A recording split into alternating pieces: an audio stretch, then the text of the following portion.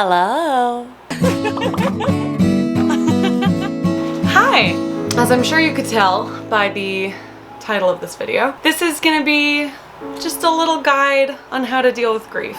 I do want to disclaim this video right in the beginning and let you know, if you didn't, which I'm sure you did, because how could you not, I am not a licensed professional. I'm not a therapist, I'm not a grief counselor, I'm not a counselor of any kind.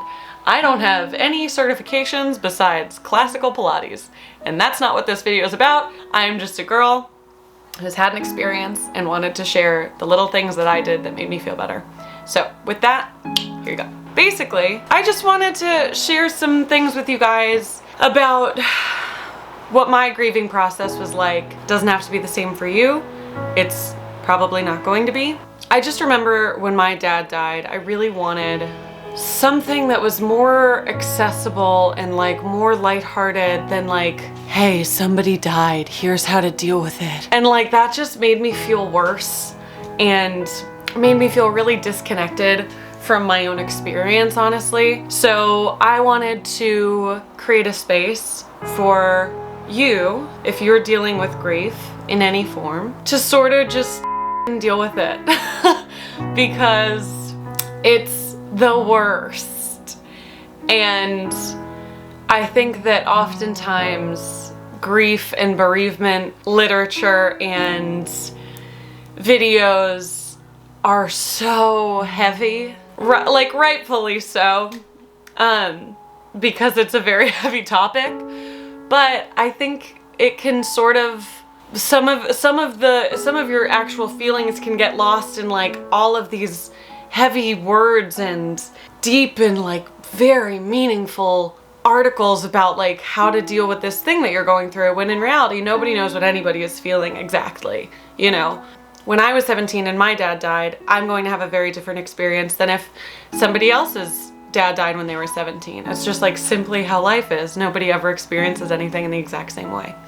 So I wanted to give y'all a couple tips for how to deal with your own grief. Good grief. Bad. Oh, maybe, oh my God, is that the title?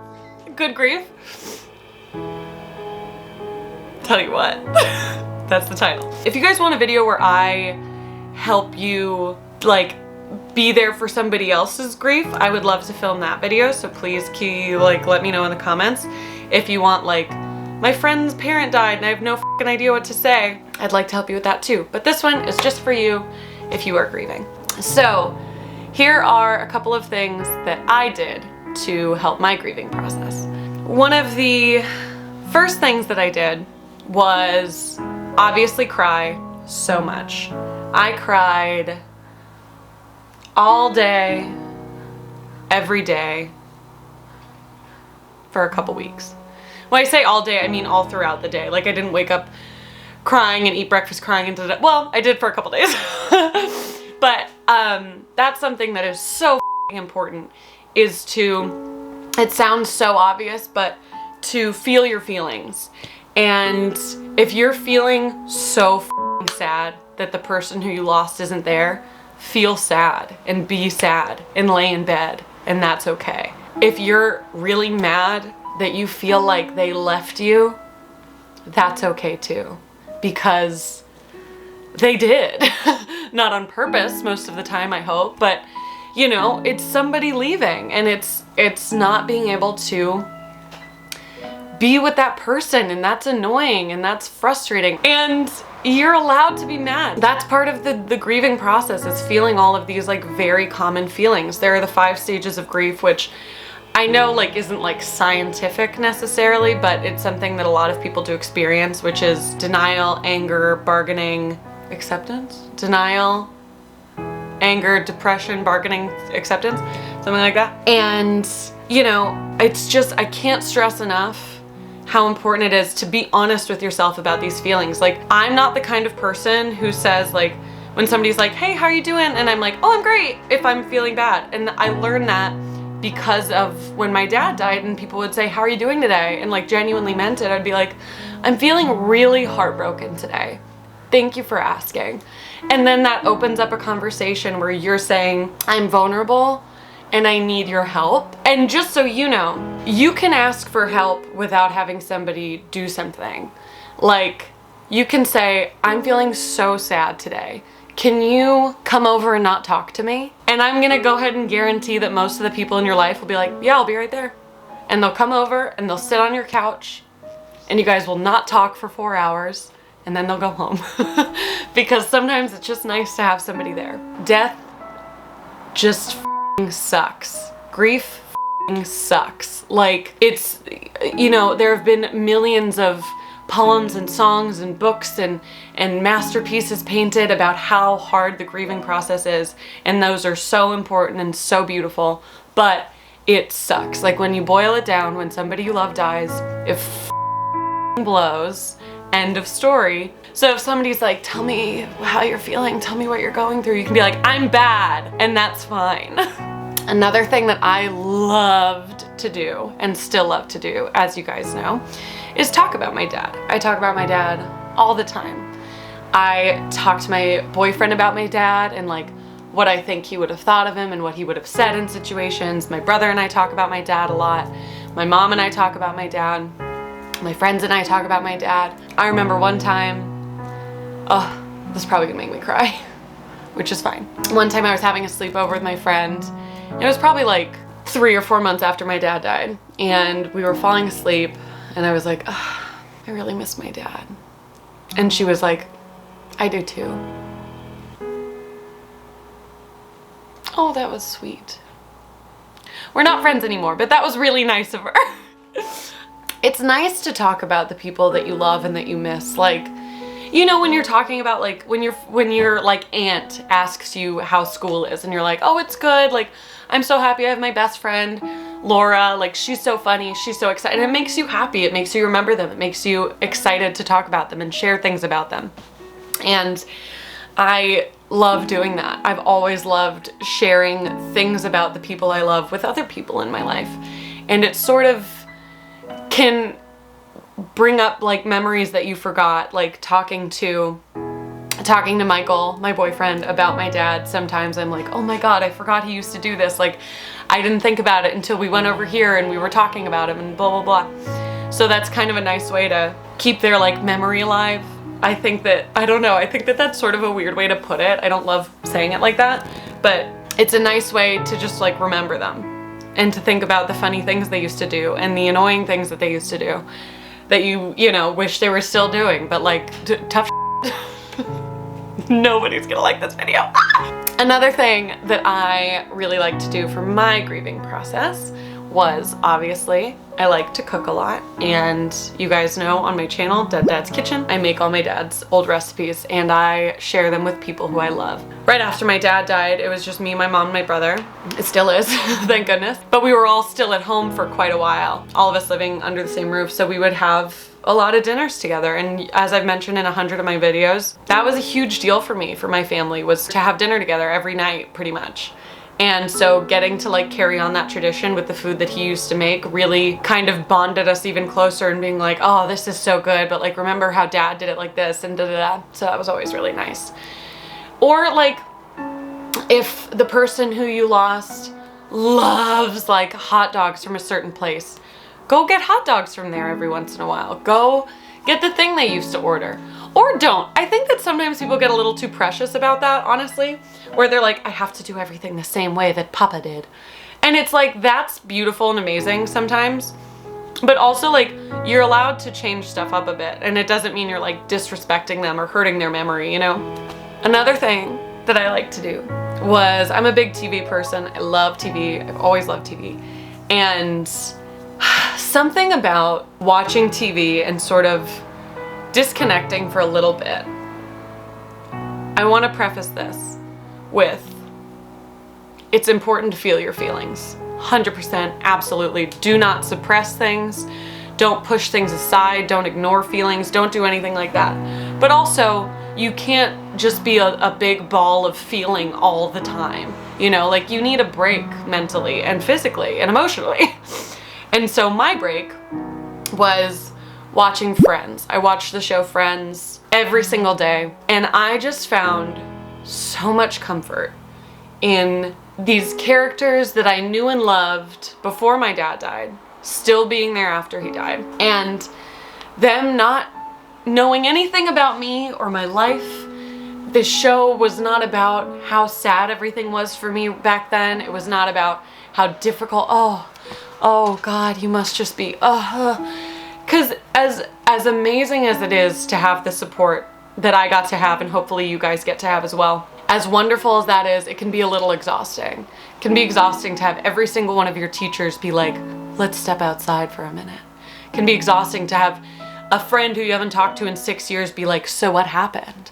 You know, it's exhausting to have so much inundation of positive / negative attention, like you're getting it for a bad reason, but it's coming from a good place, and that can be a little confusing. But to watch a show and know that they know nothing about you, they don't care about what's happening in your life, this was recorded 12 years ago, that just made me really happy that I could like fully take a break for a minute. And so ever since, Friends has been one of my little comfort shows that I'll watch over and over and over again. I'll never get tired of Friends.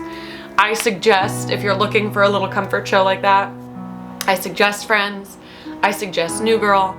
I love 30 Rock, just like lighthearted, funny things that you feel like you can connect to and feel like bring you some joy, you know? Another thing I want to remind you, if you're grieving, you're allowed to have some good days still. Like, if something makes you laugh or makes you happy or gets you excited, that's okay. I mean, I know I experienced this. I would almost sometimes feel guilty if, like, you know, a couple weeks after my dad died, I was cracking up or having a great time or something. I'd be like, oh my God, I'm such a terrible daughter. I'm like not thinking of my dad and da-da-da. First of all, the person who you lost wants you to be happy, for sure. Secondly, you're a human, you have emotions, you're excited about stuff. If you get to have a good laugh or to be excited about something, or like you find a dress or a pair of pants that looks great on you and you're stoked, that's fantastic. Live in that moment, because it might not stay around for too long.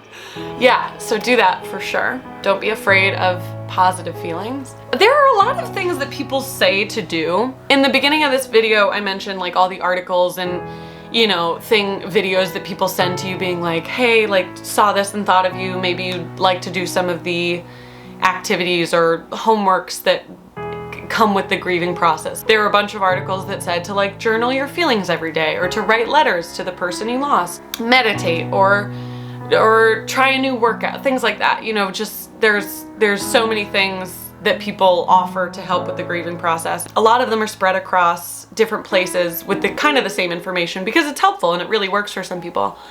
I would suggest to try all of those things, because what works for you might not work for somebody else. What worked for me might not work for you. Again, we're all humans, we're all very, very different people, which is great.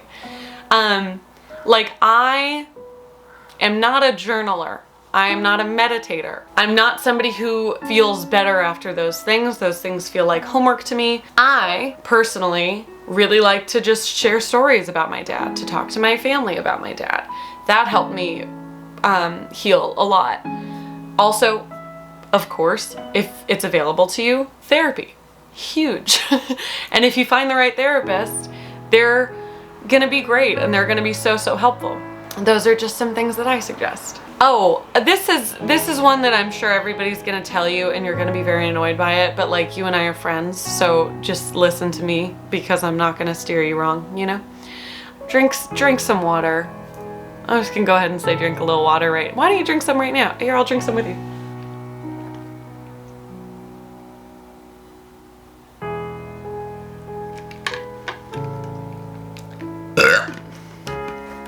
That felt good, didn't it? Was that the first time you had water today? That's okay, you're allowed, but drink some more, okay?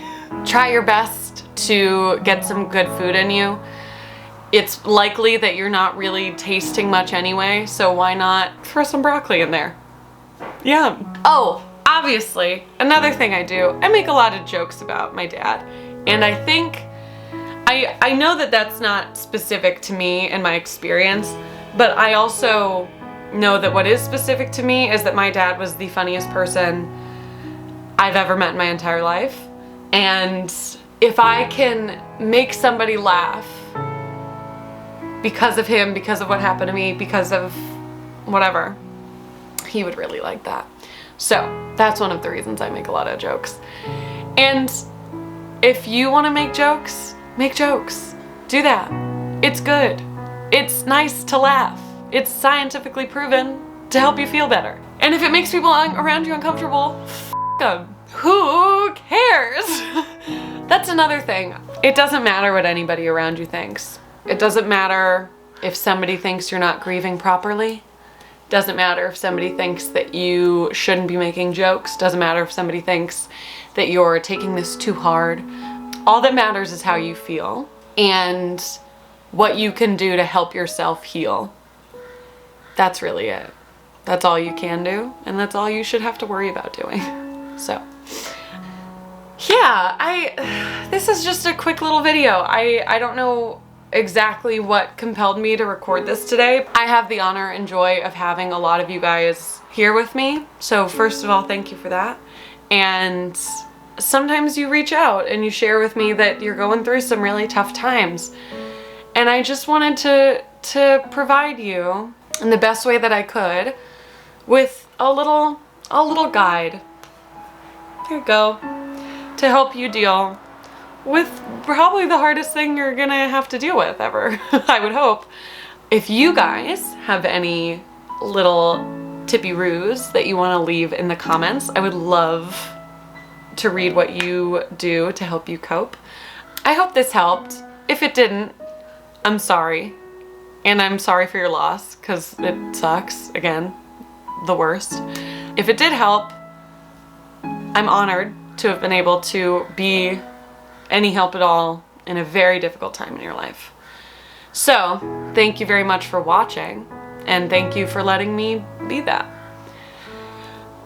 I hope that you have a good day. Okay, let's be realistic. I hope you have a good next 10 minutes. I hope the next 10 minutes is like a bright spot in your day. Obviously, I hope you have a good forever, but I understand that this might not be the best time to be like, have a good one! I love you very much, and it's going to be okay. You just need to put yourself first and make sure that you are drinking water and doing what you need to do to feel better. And I wish you nothing but a little bit of happiness right there. There you go.